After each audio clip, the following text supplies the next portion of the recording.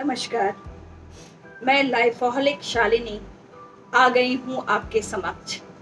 Auspicious अगस्त में भारतीयता का जश्न मनाने मेरा Bharat our India with Lifoholic Shalini के छठे एपिसोड के साथ।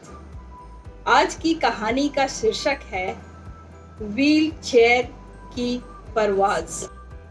ये कहानी मैं ढूंढ कर लाई हूँ आसाम से, गुवाहाटी आसाम से। ये कहानी परवाज़ लेती हुई दिल्ली पहुंचती है। आनंद लीजिएगा। नित्या अग्रवाल साहब की बड़ी पुत्री हैं। अग्रवाल साहब अपनी पत्नी के साथ गुवाहाटी में एक बहुत बड़े कपड़े के व्यापारी हैं। अच्छा खासा व्यापार है उनका। घर में 2 नन्ही मुन्नी बिटियां हैं। सत्या छोटी हैं 3 साल उनसे। बच्चियां बड़ी हो रही हैं। उनकी किलकारियों से घर गुंजायमान है। अग्रवाल साहब अपनी पत्नी के साथ फूले नहीं समाते हैं। वक्त का चक्र घूमता है। व्यापार में लॉस होता है। नित्या कॉलेज की पढ़ाई पूरी कर चुकी हैं। उन्होंने अपनी ग्रेजुएशन की पढ़ाई पूरी कर ली है। पिताजी के व्यापार के भारी घाटे को अपने प्यार से, अपने उत्साह से, अपने स्वाभिमान से, अपने प्रयासों से भरपाई का मरहम लगाना चाहती हैं। आसाम में कुछ ज़्यादा अवसर नहीं है। नित्या दिल्ली की तरफ रुख करती हैं। दिल्ली आती हैं, पढ़ाई करती हैं, MBA की पढ़ाई करती हैं। खुद की कमाई से अपने पढ़ाई का खर्च उठाती हैं। MBA की डिग्री मिल जाती है। एक अच्छी खासी नौकरी ऑटोमोबाइल सेक्टर में पाने के बाद नित्या खुश हैं, पैसे आ रहे हैं। नित्या अब और कुछ करना चाहती हैं। उनकी मुलाकात जगवंत जी से होती है। जगवंत जी उनके अंदर एक हुनर को देखते हैं। जगवंत जी उन्हें प्रोफेसर सदानंद सिन्हा का नंबर देते हैं। नित्या प्रोफेसर सदानंद सिन्हा से बातें करती हैं और कहती हैं कि वो शिक्षा के क्षेत्र में आना चाहती हैं, ट्रेनिंग देना चाहती हैं, पढ़ाना चाहती हैं। प्रोफेसर सदानंद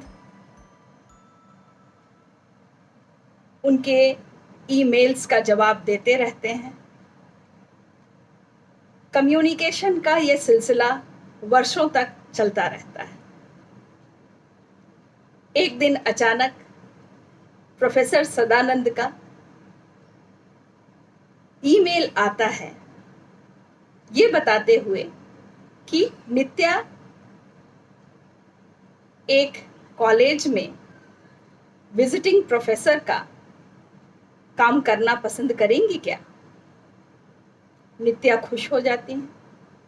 वो जाती हैं। विजिटिंग प्रोफेसर के लिए उनकी चयन हो जाती है।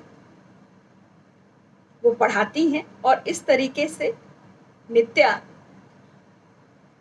का आगमन शिक्षा क्षेत्र में होता है।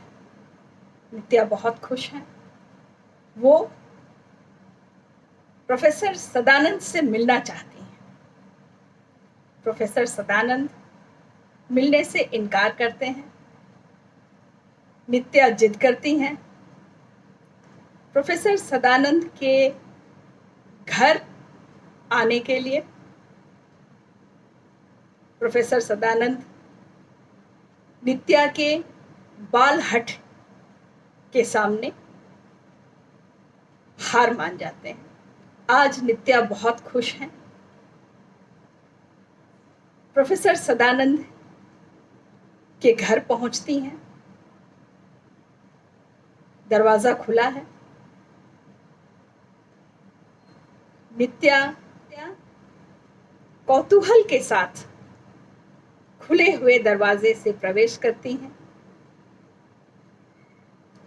ड्राइंग रूम खाली पड़ा है। नित्या इधर उधर देखती हैं। पीछे से आवाज आती है, मैं यहां हूं। पलट कर देखती हैं, प्रोफेसर साहब व्हील चेयर पर बैठे मुस्कुरा रहे हैं। नित्या पूछती हैं, प्रोफेसर साहब आप तो व्हील चेयर? प्रोफेसर साहब कहते हैं, परवाज के लिए पैरों की आवश्यकता नहीं, व्हील चेयर से भी परवाज ली जा सकती है, दूसरों के द्वारा। नित्या प्रोफेसर साहब उनके चरणों का आशीष लेती हैं और कहती हैं, व्हील चेयर का परवाज के लिए धन्यवाद। ये थी आज की कहानी। कैसी लगी बताइएगा जरूर। इंतजार करूंगी।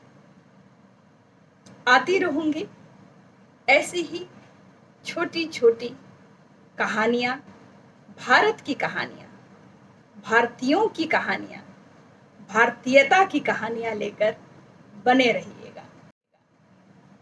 जय हिंद, जय भारत।